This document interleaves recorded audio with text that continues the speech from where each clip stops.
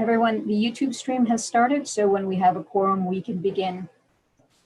All right, thank you.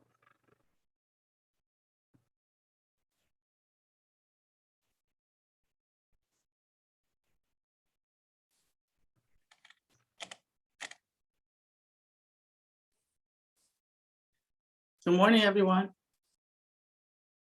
Good morning, council member. Hey, folks, I just got an email from the mayor that he's having trouble finding the link. So I'm forwarding that to him and he'll be here shortly.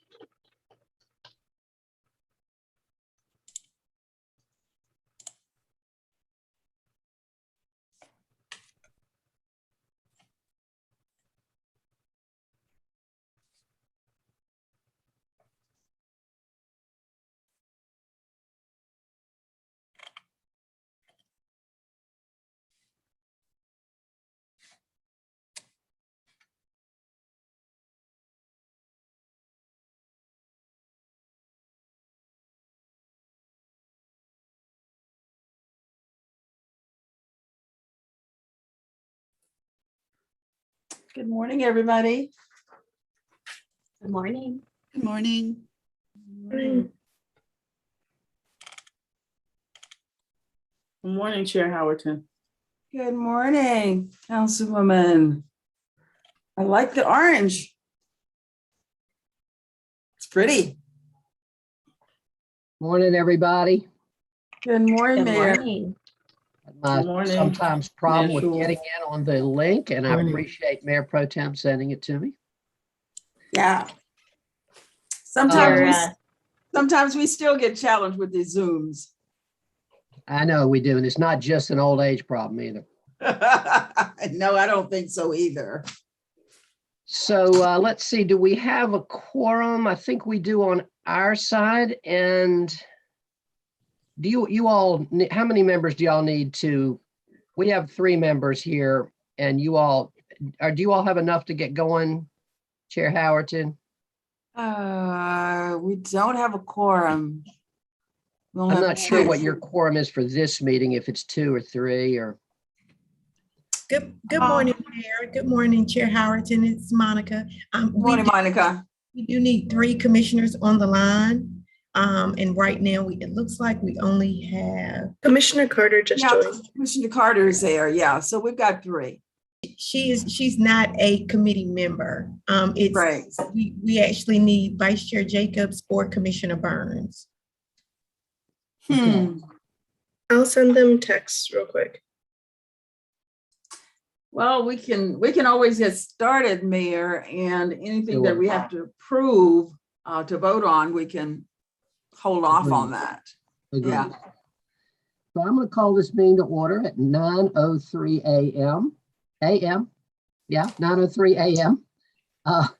On October the 12th, 2021, and want to welcome everyone here today, my wonderful city council colleagues, friends from the county commission. It's good to see everybody, and of course, the great staff who helps make all this work. Again, great to be with you. The first order of business is the approval of minutes, so we'll wait until we have a quorum for that, as well as the approval of the meetings, the meeting schedule. And so I think we'll move right into the main order of business today, which is a discussion of the potential bag fee or ban that has been brought to us by members of our Environmental Affairs Board, as well as various community groups. And I will ask what we know about who's making that presentation. There's Chair Jacobs. Well, since Chair Jacobs is here, I'm Vice Chair Jacobs, I'm sorry. Since Vice Chair Jacobs is here, let's go back to approve the minutes. Let's go ahead and do those items, and then we'll come to the substantial item. Move approval. Move approval. Thank you, Chair Howerton. Is there a second? Second. Seconded by Mayor Pro Tem Johnson, that we approve the minutes of the last meeting. Madam Clerk, can you please call the roll? Certainly. Chair Brenda Howerton, Here. Vice Chair Jacobs, Here. Commissioner Alam, I mean, yes, sorry. I don't know, we're supposed to be yes or here. Aye. please, yes. Okay, Commissioner Alam, and is Commissioner Burns with us? Not Not yet, yet. Madam Clerk. No, Not yet. Okay, Mayor Schul, Aye. Mayor Pro Tem Johnson, Aye. and Councilmember Freeman. Aye. Thank you. Thank you, Madam Clerk. Now we'll move to the approval of the meeting schedule for the following year. Colleagues, have you all had a chance to look at that? Are we any comments, or should we go ahead and have a motion for approval? Move approval. Thank you. Second. Moved by Chair Howerton to approve the meeting schedule, seconded by Councilmember Freeman. Madam Clerk, will you please call the roll? Chair Howerton, Yes. Vice Chair Jacobs, Yes. Commissioner Alam, Aye. Mayor Schul, Aye. Mayor Pro Tem Johnson, Aye. and Councilmember Freeman. Aye. Thank you. Thank you, Madam Clerk. We have a schedule for next year. And now we'll move into the item that our main item for today. And I see Michelle Nowlin is here. I'm not sure if Ms. Nowlin is going to be leading the presentation. Is there a staff member that wants to introduce this for us?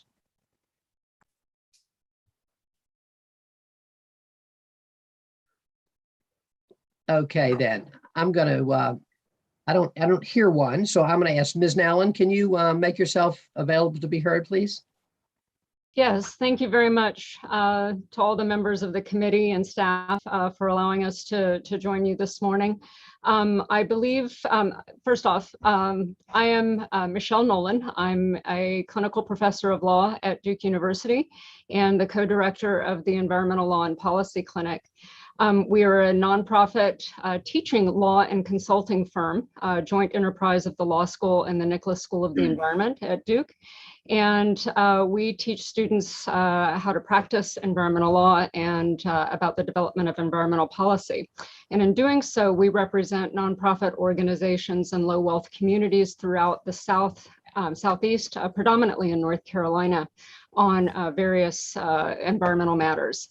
In this instance, we are working to represent the Durham-based environmental organization, Don't Waste Durham. And I believe that Crystal Dreisbach, the executive director of that organization, is with us, and she was going to introduce the matter for us this morning. Ms. Nowlin, thank you so much. We appreciate that. And I do see that Ms. Dreisbach is here. Ms. Dreisbach, welcome. We're glad to have you. And go ahead and let us hear from you. Thank you so much for being here. Thank you, Mayor.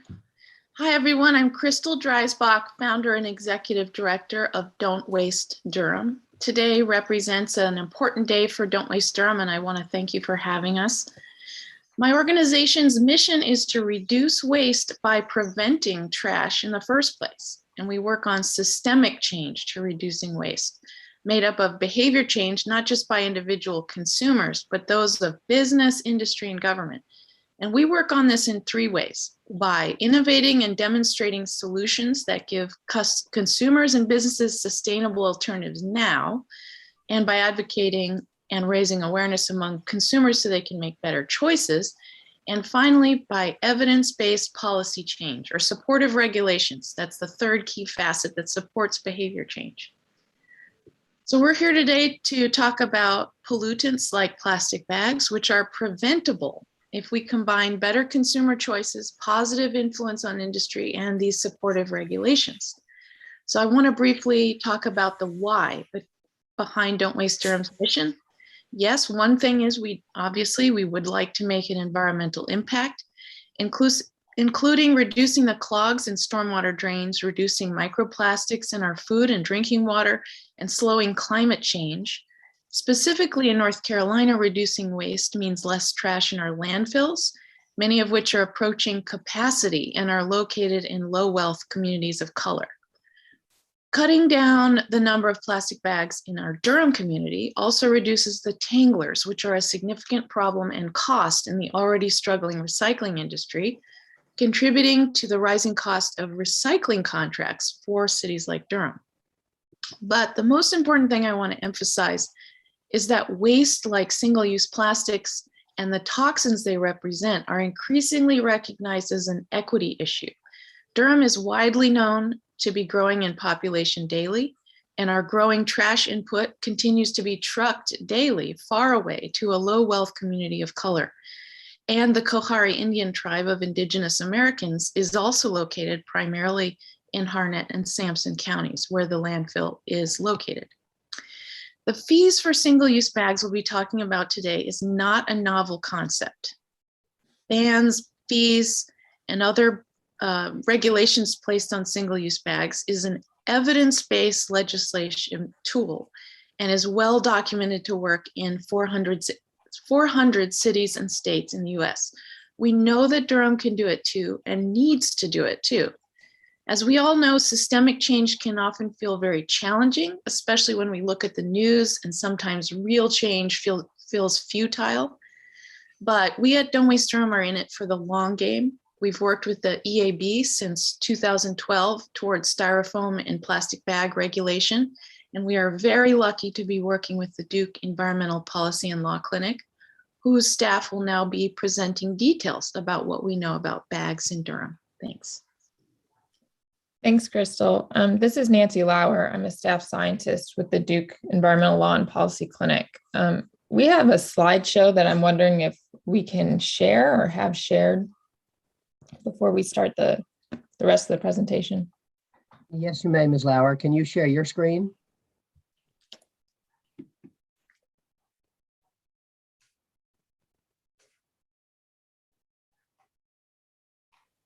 Mayor, I'm also wondering, are all the presenters, are they being blocked from showing their videos? That's what we're going to find out here in a second. Apparently we're okay.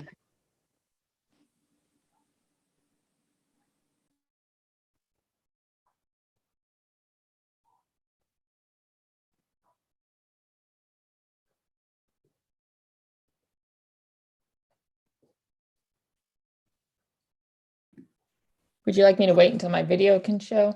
We're seeing your screen right now, I believe, Ms. Lauer. Okay. Thank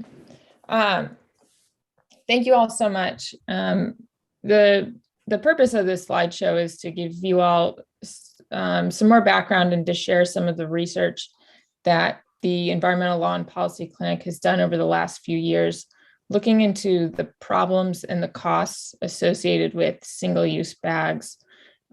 After we give you some of that background, Michelle's going to pop back in and talk through more of the nitty-gritty details and specifics of Don't Waste Durham's proposal to reduce these single-use bags in Durham. So what you're looking at here on this first slide is kind of towering over the landscape in the background. That's the Sampson County landfill that Crystal mentioned.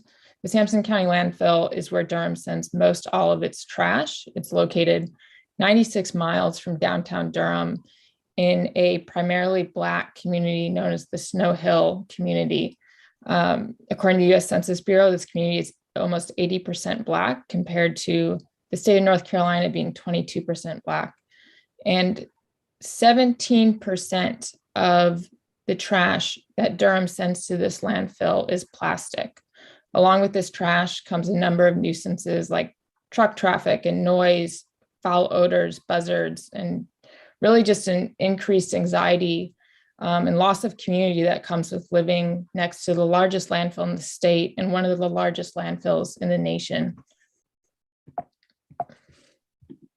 And before I get too much into kind of some of the problems that come at the end of plastic's life, I want to step back and talk about the injustices that are associated with plastics right from the beginning, right from their production. These are environmental injustices that don't often come immediately to mind when we think about plastic, but really plastic production alone gives Durham enough reason to want to decouple itself from single-use plastic. Plastics are produced from oil and natural gas, and the oil and natural gas industry is heavily investing in plastics. It's basically its lifeline as its future for hydraulically fracked gas. And what that investment looks like is literally this photo in front of you. This is a photo of Cancer Alley, which is an area known in Louisiana that is a people of color community that is now home to almost 150 petrochemical facilities. Along with these petrochemical facilities come some of the highest cancer rates in the country and some of the highest pollution rates in the country.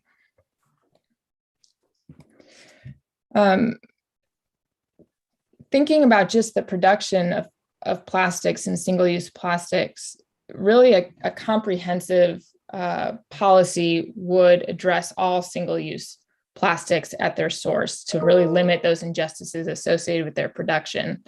Our immediate recommendation to the city and county of Durham is to start with plastic bags. And we feel that plastic bags have some specific problems associated with them that are really directly related to Durham that should be mitigated. So the first one of those that I want to talk about is litter.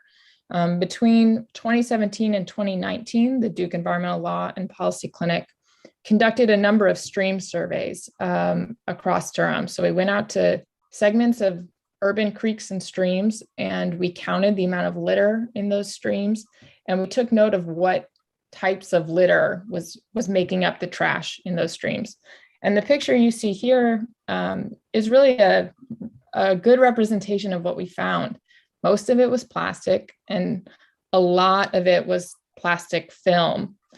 This next slide is showing you on the left is a map that shows you, those are the stream segments highlighted in red that we went out to, all of them being in the Ellerby Creek watershed or the Sandy Creek watershed.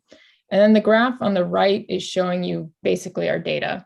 Each one of those bars is representing one of the stream segments that we went out to.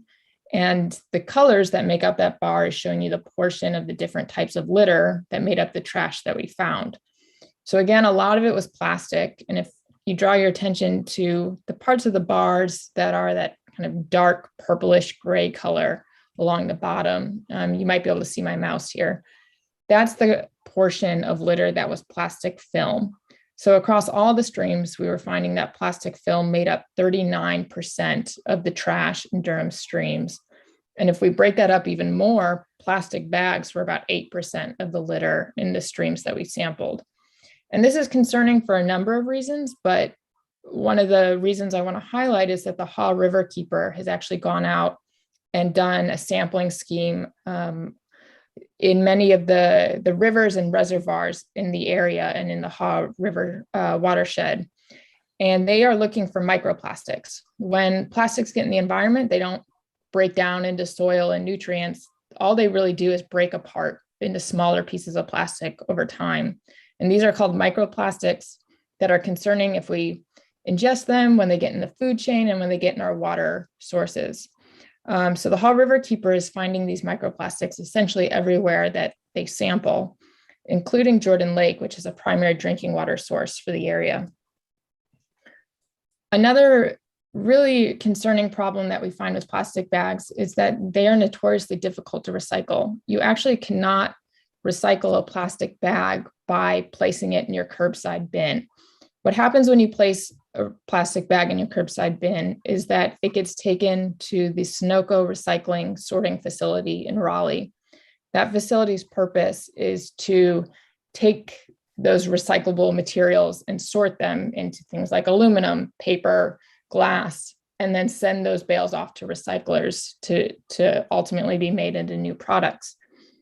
This sorting is done primarily by machines, and plastic bags totally just gum up these machines. They get wrapped around the screens and wrapped around the sorting mechanisms. And Sunoco estimates that it has to shut down its machines something like 4 times a day for 45 minutes just to clean out the plastic bags and the plastic film that gets tangled in it. So what I'm going to show you here is actually a video. What they try to do is all day long, they have employees stand along the conveyor belts trying to sort out the materials that they don't want to go into those machines. And most of what you'll see them sorting, or what they're pulling out here, are plastic bags and film that ultimately are just going to go back to the Sampson County landfill.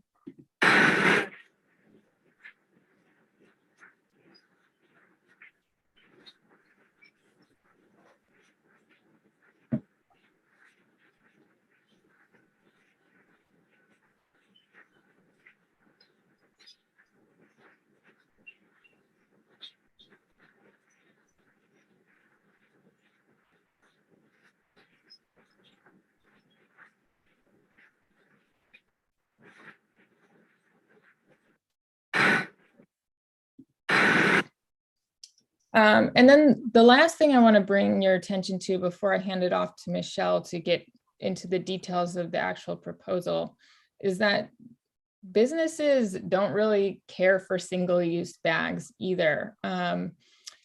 Plastic bags and disposable bags are actually a really high cost for businesses. A plastic bag can cost a business somewhere about 2 to 3 cents per bag to purchase, which then they, in theory, give to their customers for free. A paper bag can cost a business somewhere around 10 to 20 cents per bag. And one study did a survey of different businesses, and what they found was that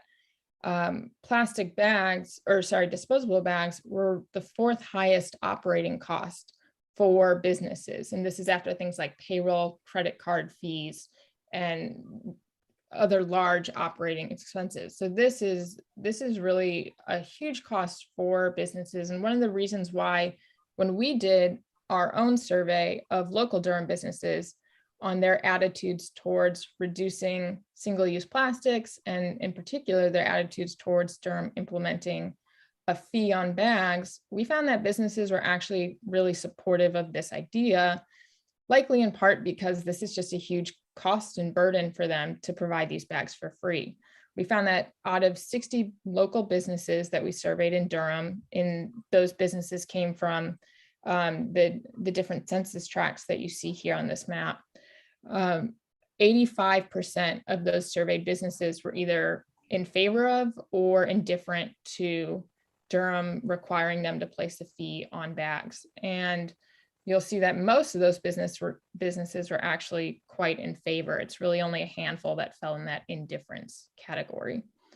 All of the things that I just talked about here, these are all outlined in a white paper that we provided that I believe was appended to the agenda for this meeting. So that really explains some of these issues. It explains other issues, and it also explains the costs that we've quantified associated with all of these different problems with plastics and plastic bags. And with that, I will hand it over to Michelle. Thank you very much, Nancy. As you can tell, we put a lot of effort into researching best practices and what would fit Durham's needs best in terms of reducing the plastic waste burden on communities and on the landfill itself. I'd like to mention that Nancy is our staff scientist. She has a PhD from the Nicholas School of the Environment here at Duke, and it has been really helpful to have her as part of this project team because she's able to help us identify studies that were actually done appropriately and that are reliable indicators of both the effectiveness of these plastic bags and the impacts that plastics have on human health, on the environment, and on community well-being. So what we are proposing is a 10-cent fee on all single-use bags, regardless of their composition, of the material they're made of, at the point of sale. We've done a lot of research into different approaches to stem the tide of plastic waste all along the supply chain. And that research has conducted or has included policies adopted not just in the United States, but all over the world. We've also reviewed the literature on sources of plastic waste. We've examined the social science literature to learn how the most effective approaches of changing consumer behavior, what those approaches are. And that's how we've landed on this 10-cent fee, because the literature tells us that bans will sometimes provoke resentment. Fees still protect consumer choice, but they also signal to the consumer the actual cost that bag or that product has on the community and how much it costs the retailer itself to provide that service. So that's why we're recommending this 10-cent fee. Some of the research that we've done throughout the United States shows fees commonly range between 5 cents and 25 cents. And we thought that 10 cents would be a good initial starting point for that cost signal for the community, and then could be increased over time as needed to encourage more people to adopt reusable practices or to reduce the generation of waste entirely. We're recommending that that 10-cent fee apply not just to plastic bags, which is what our research has focused on, but also on paper bags or other single-use materials. The reason that we've proposed that it includes a broad category of single-use bags, regardless of their composition, is that the research on different communities that have adopted these policies shows that if you, for example, say you're going to ban or impose a fee only on those very thin, flimsy bags, what happens is that businesses will resort to a much thicker plastic bag that maybe has a little bit more life, but ultimately causes some of the same problems that these flimsier bags have. Other communities will resort to paper bags, using paper bags. And paper bags, as Nancy noted, are more expensive to purchase, but they also come with their own environmental problems, such as a lot of the problems with intensively managed forests, pesticide use, runoff, soil compaction, and emission of greenhouse gases. So just in sum, we recommend a 10-cent fee on all single-use bags, regardless of the material of their composition, at the point of sale to deter waste making and better protect our environmental resources while encouraging more reusable options. Attendant with this is a recommendation for the departments of solid waste management at both the city and county levels to develop metrics and work in concert with us or with other contractors to evaluate the effectiveness of the bag fee ordinance to make sure that Durham is getting what it wants out of this policy. We've reviewed a number of studies from different parts of the country, some of which were well-designed, some of which were less well-designed. And so we can help work with the departments to develop those metrics and well-designed studies to evaluate the effectiveness of the ordinance. And that way the city can have some information and the county can have information to adapt the policy as necessary over time. We also recommend that this fee be remitted to the solid waste management departments so that they can have this money to go into other waste reduction programs, hire a staff person to implement the program, help with communication and education of the public about different other mechanisms that can be used to further reduce plastic waste. Nancy, can you advance to the next slide? Now, one of the concerns that we had in designing a policy recommendation for the community was equity. This is very important to us, to our clinic. It's very important to Don't Waste Durham to make sure that we're not imposing insurmountable barriers to communities that are already struggling within Durham. And many of those communities, of course, have been struggling even more during the course of the pandemic.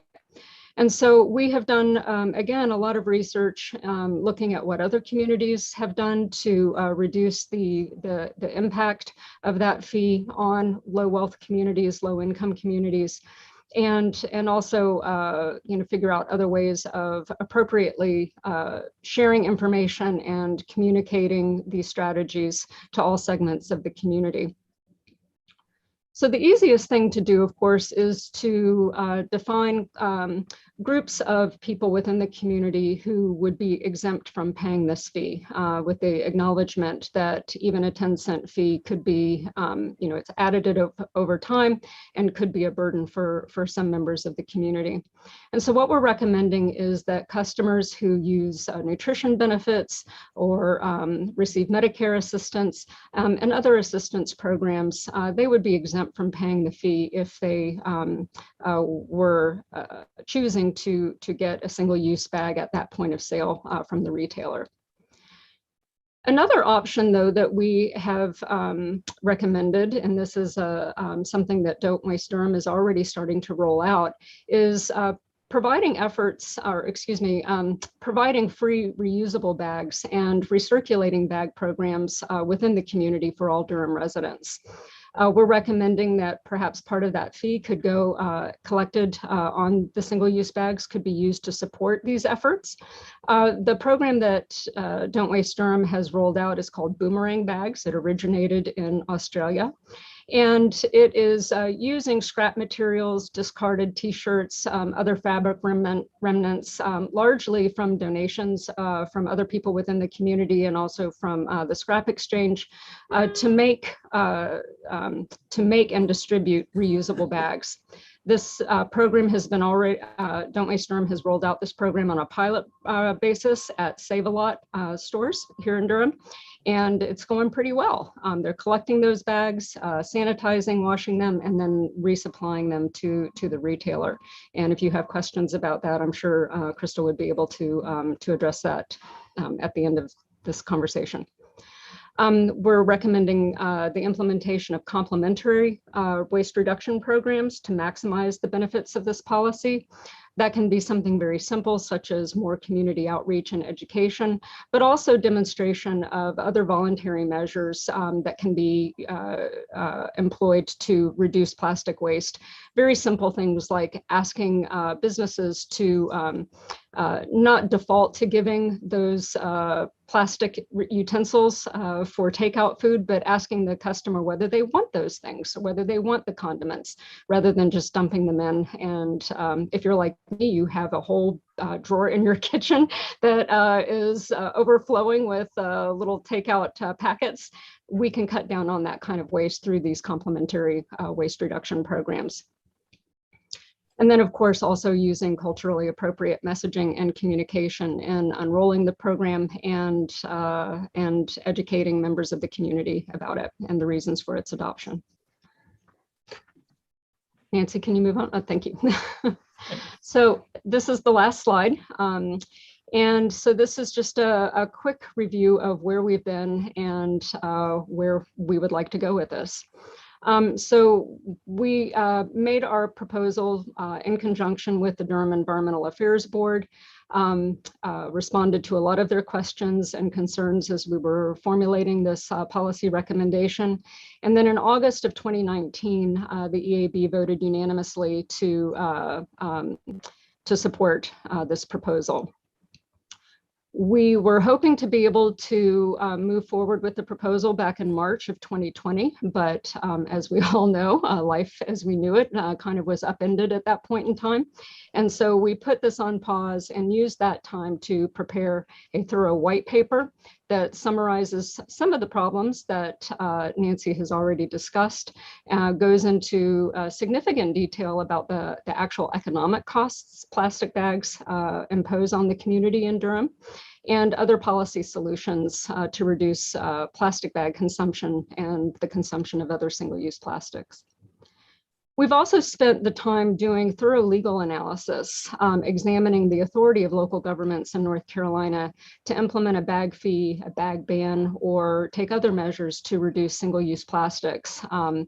This is largely recommended under the policies articulated in the Solid Waste Management Act at the state level. The Solid Waste Management Act specifies a policy of reducing waste at the source above all other forms of solid waste management. And then the statute goes on to explicitly confer on local governments authority to adopt measures that are necessary to address waste management problems and concerns within their community. There are some specific requirements that are presented, which, just as an aside, includes mandatory reduction of 25% in the use of plastic bags overall against some baseline. But those types of policies and requirements actually have not been enforced throughout the state. So what we're proposing would actually come back into compliance with the with that policy articulation within the Solid Waste Management Act. As I said, there are some other specific requirements that the statute mandates that local governments include, but significantly at several points in the statute are suggestions that the local governments may go beyond the minimum state standards to address pollution concerns and solid waste management concerns and costs within that community.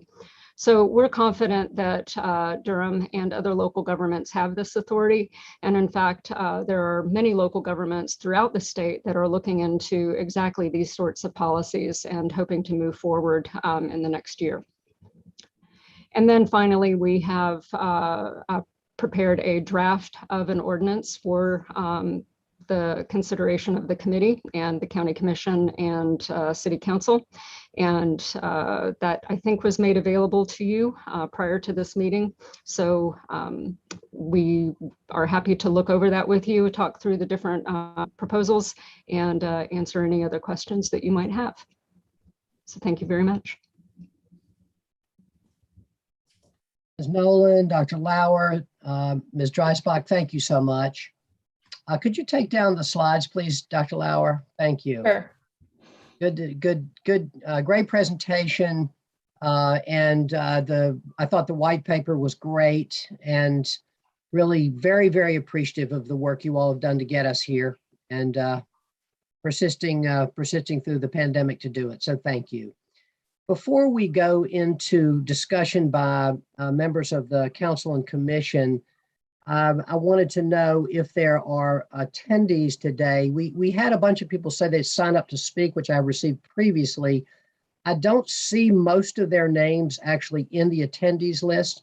So what I'm going to do, if you are an attendee who would like to speak on this item now, if you could raise your virtual hand and we can make you available to be heard. Are there attendees who are here who would like to be heard?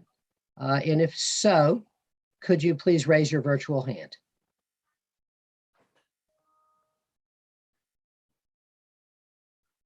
It looks like we have Donna Allison.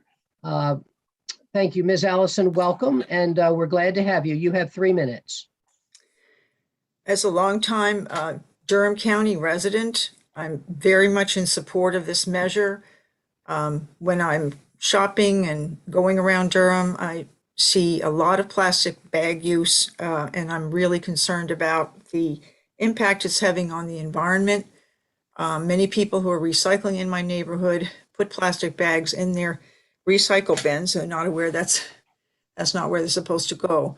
So I just want to really lend my strong support to passing this measure of the 10-cent fee. I think it will raise awareness so much of the people who are shopping that there is an impact of using these bags, both in terms of financial and in terms of waste, and it will really encourage the use of reusable bags.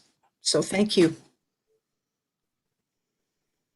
Ms. Allison, thank you so much for being with us. We very much appreciate your remarks. I see now Elizabeth Robinson. Ms. Robinson, welcome. We're glad to have you with us, and you also have 3 minutes. Thank you. I appreciate the time. Are you able to hear me okay? Yes, we are. Okay, great. Thank you. I appreciate the time. And Mayor and members of the County Commission and City Council, I think yesterday you should have received an email from our President and General Counsel of the North Carolina Retail Merchants Association, Andy Ellen, citing concerns that we have with the proposal, which is similar to, and we pointed you to a similar email from fall of 2019 when this proposal was being considered by the Environmental Advisory Council. Our members have thought bans such as this as they've popped up in localities and cited the outside of the policy and operational implications would just point to our statutory concerns and constitutional concerns on the authority or lack thereof of the city or county to be able to do this type of fee. And as we have cited, the general statute, and I know that there was a citation for 130A 30909A, but that's very broad authority about looking at sort of disposal capacity and programs. Any specific programs cited within that are actually things like white goods or scrap tire that are given explicit statutory authority, whereas actually it runs contrary to the general statute that says that all taxing authority rests with the General Assembly that is then directed to local governments in Article 1, Section 8, and also Article 2, Section 23 of the Constitution, and would also cite Article 5, Section 2 of the North Carolina Constitution. In addition to that, in the statute, actually, there's been affirmative legislative action to say that plastic bags and similar property are a component of the sales price and therefore exempt from state and local sales tax.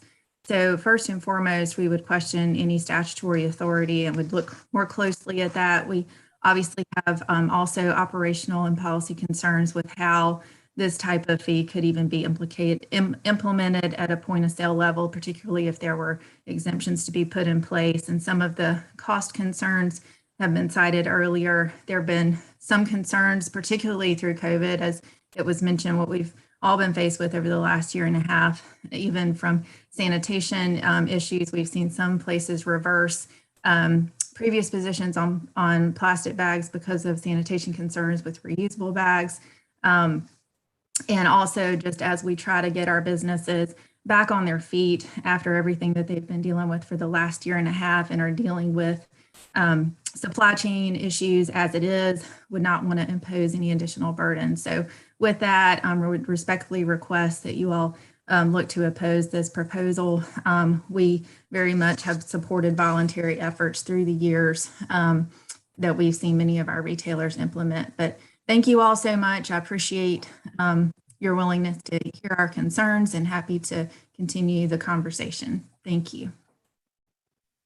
Thank you very much, Ms. Robinson. And we also, as you say, we did receive from Andy Ellen his email on behalf of your association as well. So thank you. All right, I see now Pamela Wyman. Ms. Wyman, welcome. And you also have 3 minutes. Hi, thanks so much for having me here. Really excited to see this happening in Durham. We are pretty newly here from California, where we lived and really got used to the 10-cent bag fee and saw a really major change happen. It created incentive for consumers to carry tote bags and reusable bags. And it really made quite an impact. We saw parks and waterways and public areas, the reduction of litter strewn about, the amount of plastic that we as residents had to deal with disposing of reduced greatly. And it was really exciting over the years, because I think this passed in where we were in the Bay Area many years ago. It was exciting to see this reduce the toxic constant flow of plastic and garbage, and also just to see people really change their behavior and start to carry tote bags and so on everywhere they went. So that was something that happened successfully, and I'm really excited to see that happen here as well. Just want to add my 2 cents there. Thanks for considering. Thank you very much, Ms. Wyman, and we appreciate you being with us. All righty, I see Derek Rowe. Mr. Rowe, welcome, and you also have 3 minutes. Thank you very much. I think I would really be in favor of the city instituting this fee, because over the last few years, living in Durham now for over 11 years, I have become increasingly learn more about the systems, about what the city offers as far as stormwater management and recycling services. And these things are really important to the people who live here, and they are sort of hidden away from them. But as soon as you start to meet people who work in these fields and have real costs for the city, you learn that plastic bags are a real problem for them. And I did not realize this, and I don't think a lot of people realize this, about how they clog storm drains, they pollute our waterways, and they cause a real problem for recycling in so many ways, which is a really big way that the city tries to deal with its solid waste growing issues, especially during COVID. So I think this would be a really good way to de-incentivize the use of bags. And I've seen lots of grocery stores and businesses coming up with easy alternatives that don't cost money. We have good examples like Costco, where they just use the cardboard boxes they already have that they would have to pay someone to pick up. And there are other solutions like Aldi and even organizations that are offering reusable bags for an affordable price. So I think, I don't think it would hurt our businesses at all. And I think we could join the other cities in the country that are standing against this problem, this hidden cost of plastic bags in our communities. Mr. Rowe, thank you so much for being with us. We really appreciate it. Is there anyone else today who would like to be heard? If so, please raise your virtual hand. I see, and I'm hoping I get this name right, ZOie Diana. Is that correct? Hi, yes, that's me. Thank you. Welcome. You also have 3 minutes. Okay. Hi, everyone. Thank you so much for the wonderful presentation today. Just want to introduce myself first. I'm a PhD candidate at Duke University in the Marine Science and Conservation Department, and I'm also part of the Integrated Toxicology Department as well. And for my PhD, I'm actually studying plastic pollution. And I specifically want to add to the conversation a bit by discussing that it's not just plastic, this one pollutant, but also additives, a diverse chemical cocktail that's in plastic, including the plastic bags that we're here talking about today. These can include endocrine disruptors, heavy metals like lead and tin. So when we're talking about plastic today, we are also talking about all of these other environmental health benefits by keeping plastic bags outside of our waterways. They produce these microplastics and nanoplastics that will have these downstream effects on our environmental health, the animals' environmental health as well in Durham. So I speak, of course, today in support of the bag fee, and thank you all for all of your hard work on it. Thank you so much. Thank you so much, Ms. Diana. We really appreciate you being with us. Is there anyone else that would like to be heard on this item? If so, could you please raise your virtual hand? I see Rachel Karasik. Ms. Karasik, good to have you with us. Hi, Steve. Hi, everyone. It's good to be here. Again, I wanted to thank all of you, the City Council and the County Commissioners and the Don't Waste Durham and Duke team. I also wanted to introduce myself. I'm a policy associate at the Nicholas Institute for Environmental Policy Solutions at Duke University. I happen to spend quite a bit of time studying plastic policy. And I would also like to throw in my support for this ordinance. I think not only was the legal analysis and white paper very thorough and well-researched, but we would not be reinventing the wheel by implementing this policy. There are many other policies that have fee exemptions for people who are on SNAP and WIC and other low income conditions. And those are implemented in larger cities like New York City. So we would have a model to draw from. And there are also a recently implemented bag fee in Fairfax County in Virginia, where folks on SNAP and WIC get a 3-cent rebate on a 5-cent fee. And that money goes directly towards supplying low wealth folks with reusable alternatives. So I appreciate the different sides of this argument, but I do think that we have all of the tools available to us to design a policy that is equitable and fair and will be successful and not harm businesses. So thank you. Thank you very much, Ms. Karasik. We appreciate you being with us. All right, who else would like to be heard? If anyone, could you please raise your virtual hand? All right, I'm not seeing any more, but we very much appreciate the comments that we have received. They're always very important to us, so thank you so much. All right, colleagues, you have now heard the report from the presenters as well as our comments from our public. And I'll now open the discussion. If there are any comments or questions by colleagues, either from the council or from the county commission. And the believe that I just want to make sure that all the council members and commissioners are, yeah, okay, good. Okay, who would like to start us off? Any questions or comments by my colleagues? Commissioner Jacobs. I'm actually going to defer to Mayor Pro Tem. I'll go after her. I noticed her hand up first. No problem. Thank you. Thank Mayor you, Pro Commissioner. Tem. Thank you, Mr. Mayor. Thank you everyone for the presentation. I really appreciate all of the work and research and thought that you've put into this. This is an issue that we've been, that has come back up over a few times over the last couple of years. And I think that the main question really comes down to the legality of whether we are able to do this given North Carolina's preemption laws. So just wanted to first hear from, if we can, either the city or county attorney on that question, because I feel like that's really the piece of the puzzle that's going to inform the rest of the conversation. Thank you, Mayor Pro Tem. Thank you. Would I believe that Mr. Darby and I know Ms. Rehberg are both here, and would either of them like to comment at this point? Good morning, Mr. Mayor. This is Kim Rehberg, the city attorney.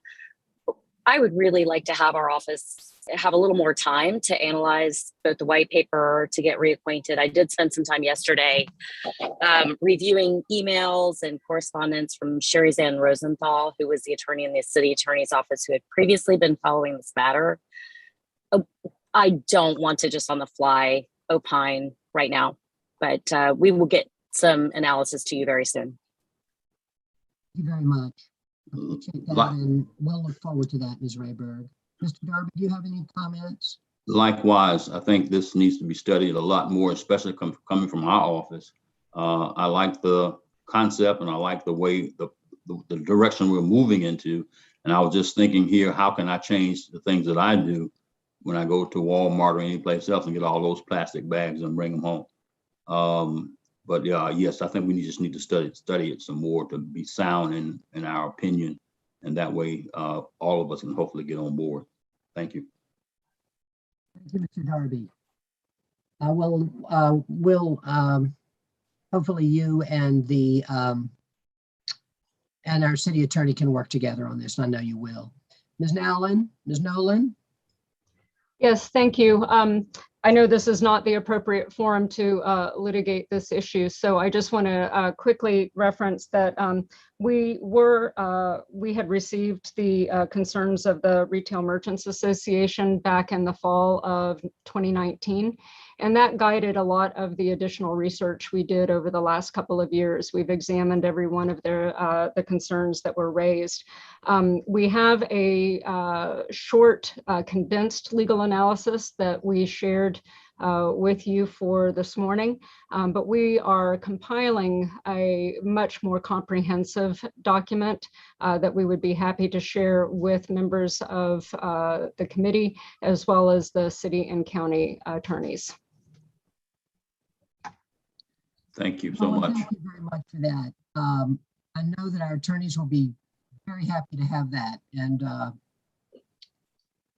as well as members of this committee, but let me just say that the attorneys are the ones that are really going to need it the most. So thank you so much. Thank you. Yeah. All right. Commissioner Jacobs, and then Commissioner Howerton, and then Council Member Freeman. Go ahead, Commissioner Jacobs. Thank you, Mayor. And first of all, I just want to thank everyone who has worked on this and for this presentation. This was really an excellent white paper. I learned so much from reading all of the condensed research and analysis of this issue. And, you know, my takeaway from reading it was this, for me, this issue is on par with climate change. This is, you know, the use of plastics in our society and the impact that it is having on people's health and also the environment is just and the trajectory that we're on and the linkages to climate change, to communities of color in this country, but also internationally as well. This is a global issue, and I appreciate the connections that have been made with how we use plastic and how it impacts our planet and people all over the world. So I just really want to make that point, because we cannot just look at this issue with a narrow lens. And I think one of our challenges is going to be, and I know that was one of the recommendations, is that we're going to have to figure out a way not only to use culturally appropriate language, but there also needs to be a lot of discussion with our community, with people in the community, and education and making the linkages. Because for me, for Durham County, as a county commissioner, health is one of our most important issues, health equity and health. And this is a health issue. So I'm really supportive of finding out how we can do this. I appreciate the recommendations. To me, this is a great model of our public-private partnership and the importance of our institutions, our universities, and our nonprofits partnering and helping, because I think to move forward, it's going to have to be a partnership with the business community as well. I think that there are a lot of businesses who will support this, especially if we're all working together. So I'm looking forward to next steps. And I guess one question I have about all of the studies is I wasn't sure if I saw a lot of references in some of the charts to the cost to like city general services, trash collection, or city stormwater.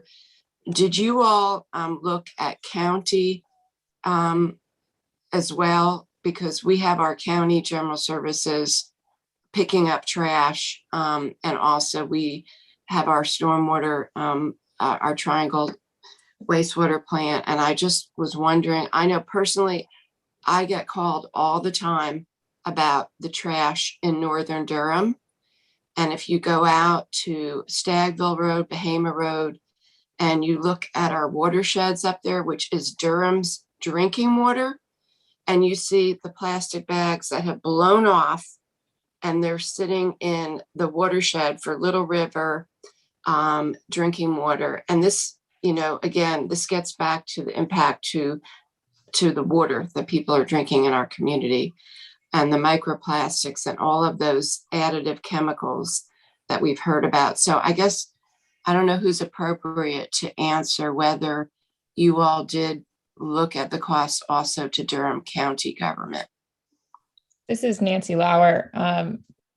We focused initially our economic analysis on the city of Durham, and then went through a little bit of the same thought process that you just went through, where after we did the economic analysis for the city of Durham, we started thinking a lot of these costs would apply to the county in terms of litter pickup and pollution and water resources, as you mentioned. We have not yet compiled those costs for the county of Durham, but that is certainly something that we can get working on over the next few weeks. Thank you. I think it would really be helpful to have a big picture of both city and impact to city and county. Yeah, we can absolutely compile those costs. Thank you. Thank you very much, Commissioner Jacobs. Commissioner Howerton. Thank you, Mayor Schultz. Good morning, everybody. So most of my questions have been answered. There are just a couple of statements that a couple of things I just want to lift up. And the first thing that came to mind, which has been mentioned before, is around the business community and having the business community weigh in this conversation. The other one is, I'm hearing all of the research is that's being done. None of it is being done with people from NCCU. And if we're going to do this, then there's got to be racial equity included in this conversation. And we've got a great university here in Durham as well as Duke and UNC that have people that can have this be in this conversation. So I'd like to hear that those voices are involved in this conversation. And the other thing is to make sure that that our attorney is advising us around this, because there's a lot to unpack around the legal piece of it. So other than that, that's all that I have right now. It's a great idea, and I appreciate all the research and the work that everyone has done. But I would love to make sure that NCCU is in this conversation and helping to unpack it. Thank you. Thank you, Chair Howerton. Councilmember Freeman, and then Mayor Pro Tem Johnson.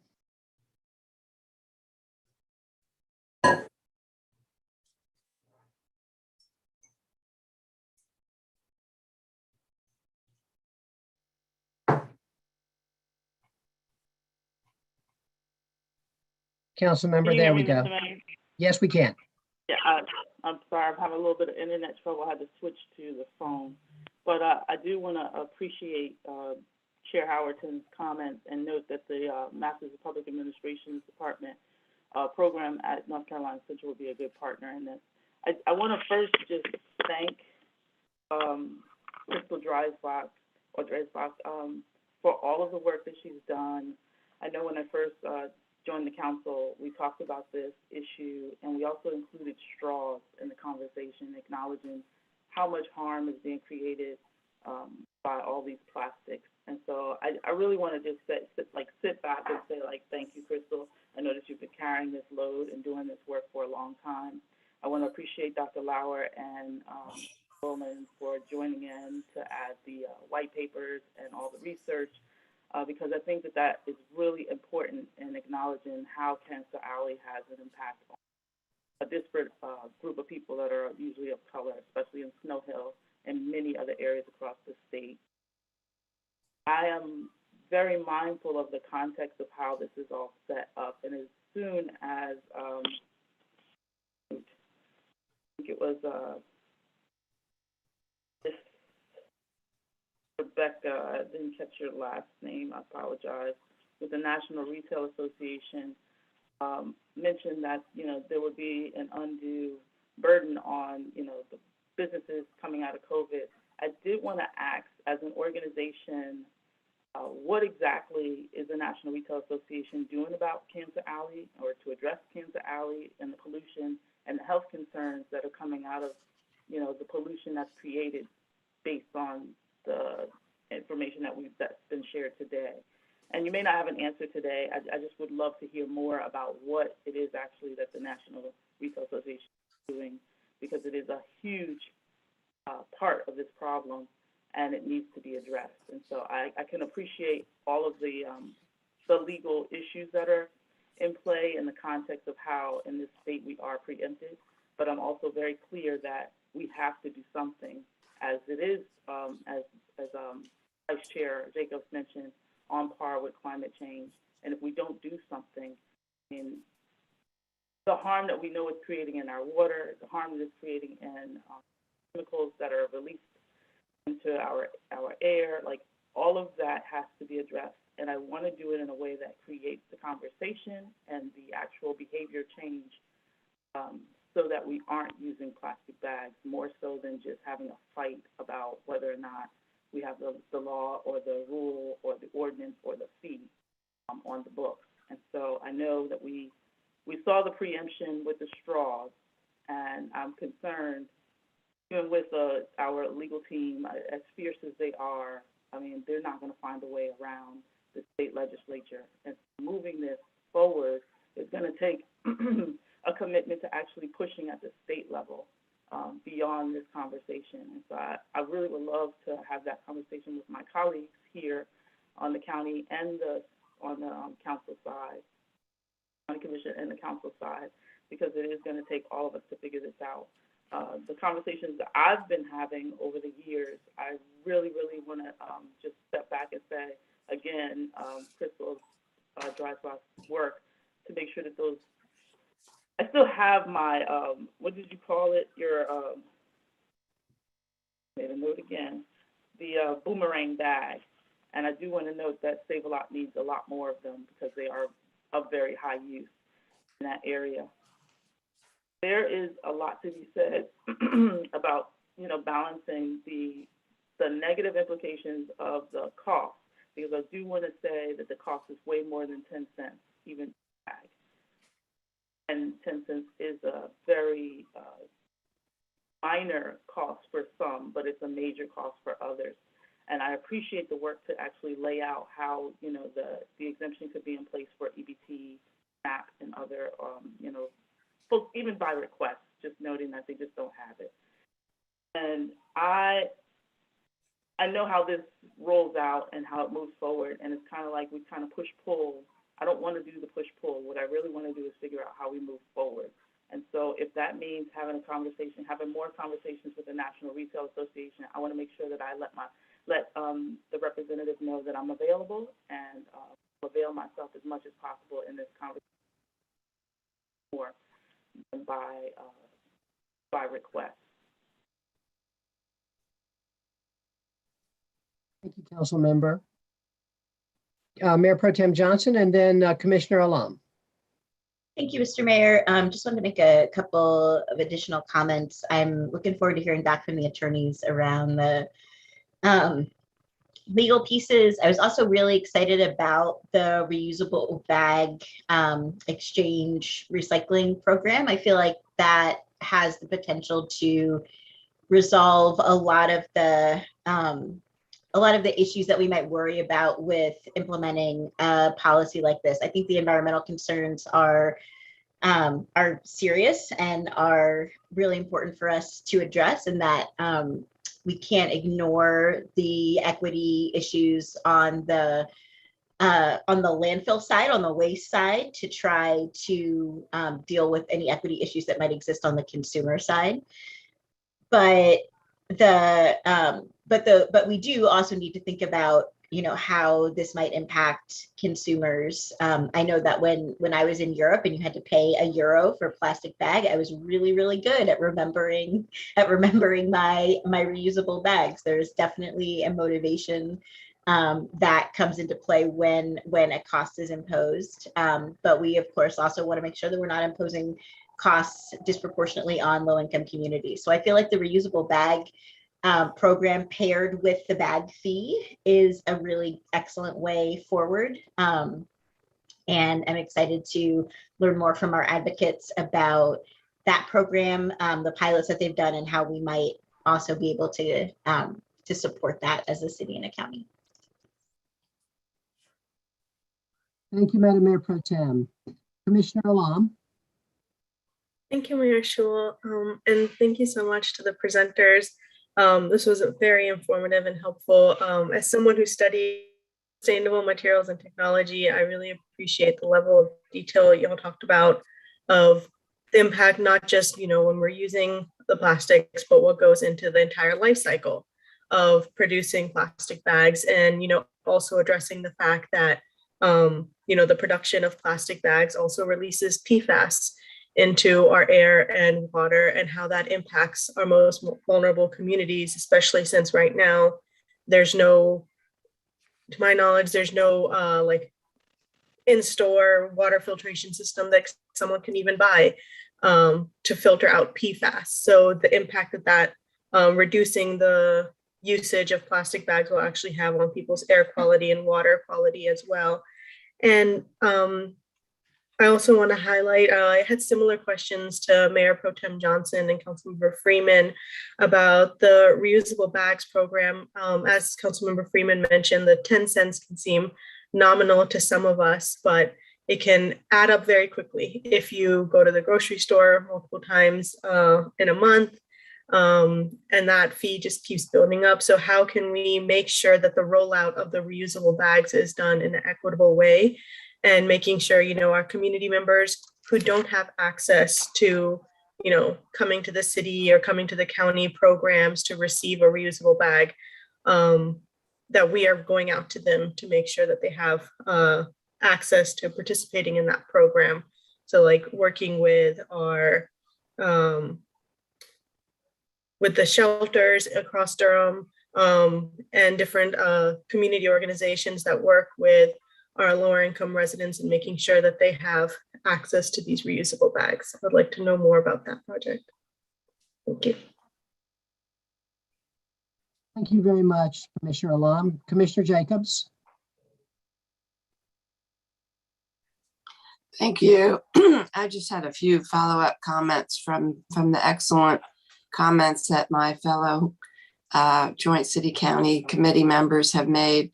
I do want to give a shout out to Crystal Dreisbach, who has been an incredible leader in our community of Don't Waste Durham, and who has just been won an award as a national award for being a champion waste reducer. So I do want to acknowledge Crystal as Councilmember Freeman has, for your relentless commitment to this and enthusiasm, this vital issue. And there was a comment that she put in the chat, which I agree with, that remembering this is not a tax, this is a fee. And we know that the county and the city do impose fees to reclaim, address costs associated with different services that we each provide for users. I think that's a very important point. And I also wholeheartedly agree with the whole program about the reusable bags. It definitely has to be just as strong and as, funded, strongly funded, so that is absolutely available and not a burden to residents. And it could be something really exciting in the Durham way already. The fact that the scrap exchange is involved and that volunteers are making them, kind of like we had with the face masks during COVID. And, there could be some really exciting partnering with organizations throughout the city and with local artists, maybe in terms of bags being so coveted that people will want to use them. So I think there's a lot of exciting possibilities, and I look forward to the city and the county working with our partners in the community on this. Thank you very much, Commissioner. Colleagues, any more questions or comments? Councilmember Freeman.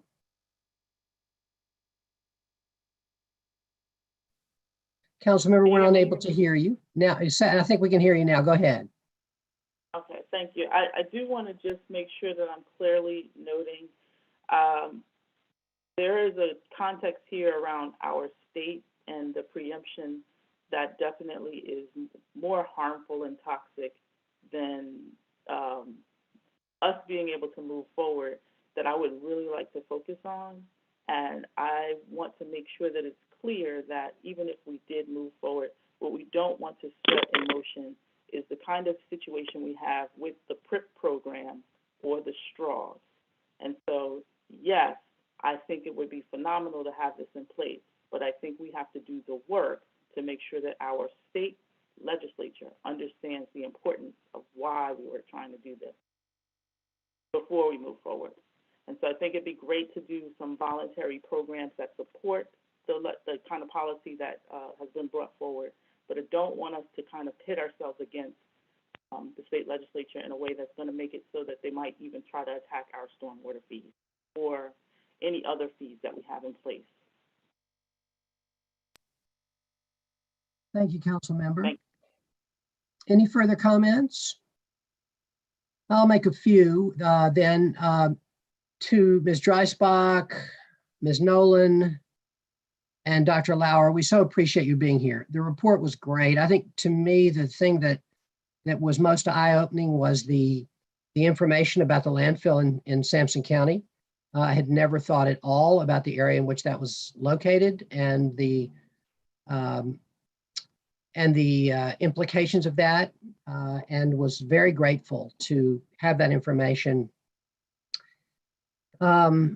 You have, I think, heard the really excellent comments and of all my colleagues here today.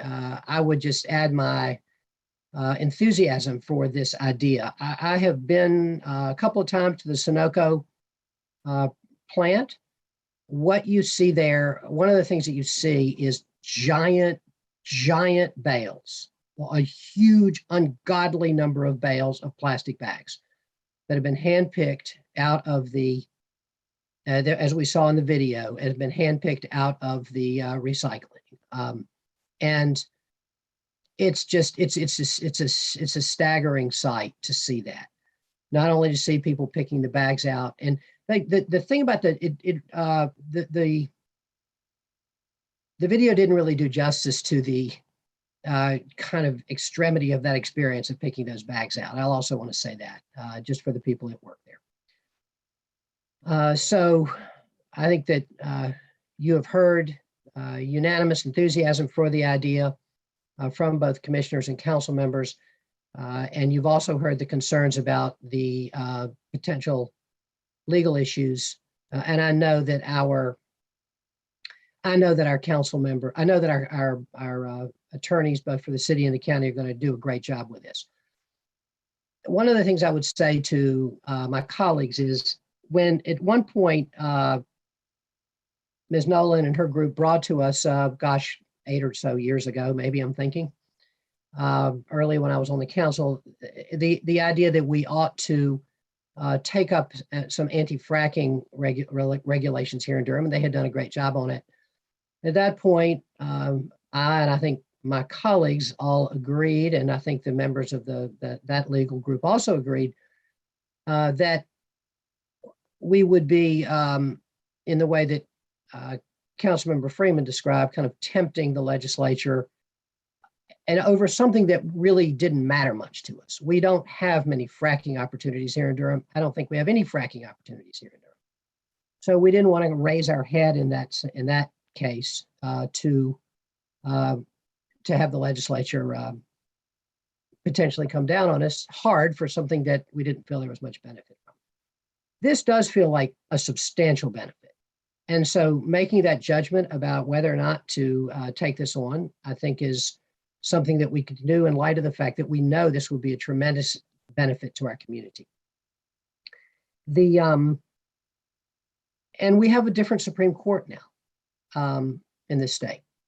And I think that one of the jobs that we have as elected officials, with the advice of our attorneys, is to figure out which of those cases really makes sense to take to our Supreme Court majority. If there is and I know that our attorneys will give us very good advice, and we've already heard today laid out both sides. Ms. Robinson talking, as Councilmember Freeman pointed out, about the preemption, and as Mayor Pro Tem discussed earlier, about the possible preemption. The argument on the other side that there is enough explicit protections for this kind of activity already in legislation. And so that's something our attorneys will have to sort out. But I do think we ought to think about the Supreme Court context as we go forward with this, or should I say, as you go forward with this. And my final comment is just that I want to really just again appreciate everybody who's brought this to us. It's a tremendous amount of work you all have done. And I know that we're all excited about the prospects and look forward to what we will hear from our legal. Anything else, colleagues? All right, thank you all so much for this discussion. Ms. Nowlin. Yes, thank you very much, Mayor Schewel. I just have a quick question to clarify how we should proceed. We will, of course, share our more detailed legal analysis with the city and county attorneys. But is there anything else that we should be doing to keep you apprised of that progress or further this conversation? Thank you. Yes, I'll give two pieces of advice on that. One is, I think one of the decisions you all are going to have to think about, and that this council and the commission are going to have to think about, is what is the appropriate, let's assume that the legal analysis, either for the city or county, or let's say both, comes back that there is, that this would be something that we felt we could do. At that point, you know, part of the decision, I think, both in the legal sense about which jurisdiction might have the most protection to do that, and also in the sense of who ought to be covered, is should this be something that the county or city should do? And so I would urge you to think about that and advise on that. And then I think that once our attorneys have been able to discuss this, I think that there will be an appropriate time to come back before this body, or if a decision is made to go to one of either the city or the county, to come back before them. And the attorneys can advise on that. And of course, you can be in touch with the mayor, who will not be me, and with the county commission chair, and they will help you through the process. How does that sound? That sounds perfect. Thank you very much. Thank you, Ms. Nowlin. All right, colleagues, there's one more item on our agenda, but Councilmember Reese, this was we were going to have a discussion of the crime cabinet at Chair Howerton's request, but Councilmember Reese let me know, Chair Howerton, he was in touch with you, and he's asked that it be delayed until the next meeting so that he's able to attend. Yes, Mayor. Charlie was in touch with me, and we agreed that we'd move this to the December meeting. So I'm perfectly fine with that. Thank you, Madam Chair. Colleagues, I believe that concludes our business for today. And I want to thank you all very much for an excellent meeting.